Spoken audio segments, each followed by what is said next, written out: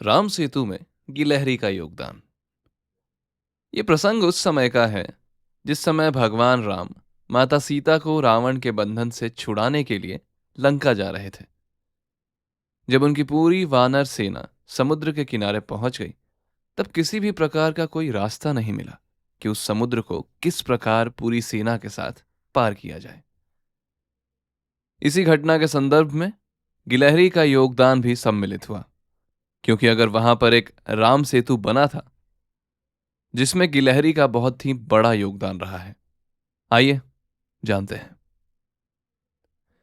ये बात उस समय की है जब भगवान राम माता सीता को बचाने के लिए लंका जाना चाहते थे, परंतु समुद्र की वजह से लंका पर नहीं पहुंच पा रहे थे और उन्हें किसी भी प्रकार का कोई रास्ता नहीं सूझ रहा था।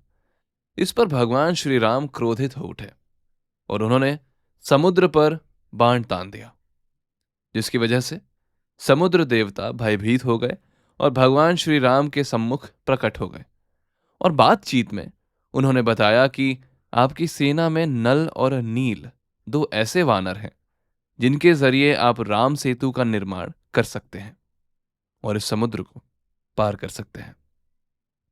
इसके पश्चात वानर सेना और हनुमान जी ने यह तय किया कि हम सागर के ऊपर एक सेतु का निर्माण करेंगे, उसी पर चलकर लंका पहुंच जाएंगे। इसके पश्चात हर एक वानर ने पत्थर पर प्रभु श्री राम का नाम लिखना शुरू किया और नाम स्मरण करते हुए नल और नील ने पत्थर को सागर में डालना शुरू किया। जैसे ही प्रभु का नाम लिखकर पत्थर डालने लगे तो पत्थर भी पानी में तैरने लगे और कुछ ही दिनों में राम सेतु बनकर तैयार हो गया। जिस समय राम सेतु बनाने में सभी वानर व्यस्त थे, उसी समय एक छोटी सी गिलहरी ने उन सभी को पुल बनाते हुए देखा था। गिलहरी ने मन में ही सोचा कि प्रभु श्री राम तो साक्षात भगवान हैं। उनके लिए जब ये बंदर राम सेतु बना रहे हैं और भगवान राम की सेवा कर रहे हैं, तो मुझे भी सेवा में अपना योगदान देना चाहिए।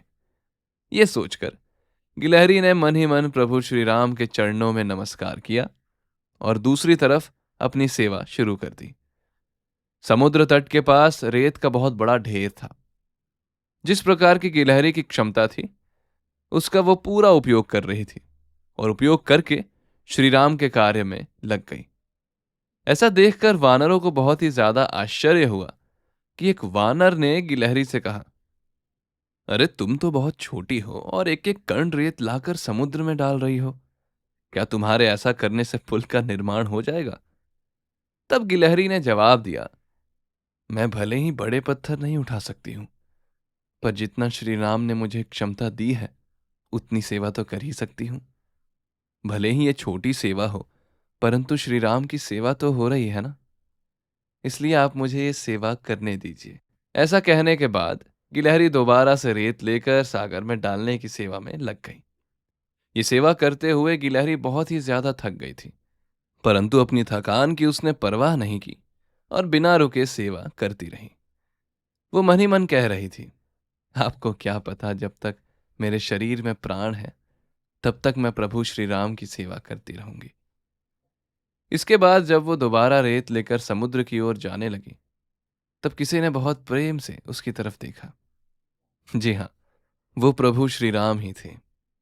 जैसे ही श्री राम ने गिलहरी को देखा, उन्होंने गिलहरी को अपने हाथों में उठा लिया। इसके पश्चात श्री राम ने अपने प्रेम से अपनी दाहिनी हाथ की उंगलियों से उसके सिर पर हाथ फेरते हुए गिलहरी से कहा, भले ही तुम छोटी हो, किंतु तुमने मेरी सेवा बहुत ही अच्छी की है, इसलिए मैं तुमसे बहुत ही अधिक प्रसन्न हूं। इतना सुनते ही गिलहरी भाव विभोर हो उठी। इस समय गिलहरी की पीठ पर भगवान की उंगलियों के निशान प्रकट हो गए थे, जिसकी वजह से आज तक गिलहरी की पीठ पर धारियों के निशान दिखाई देते हैं। वो प्रभु श्री राम की उंगलियों के ही निशान हैं।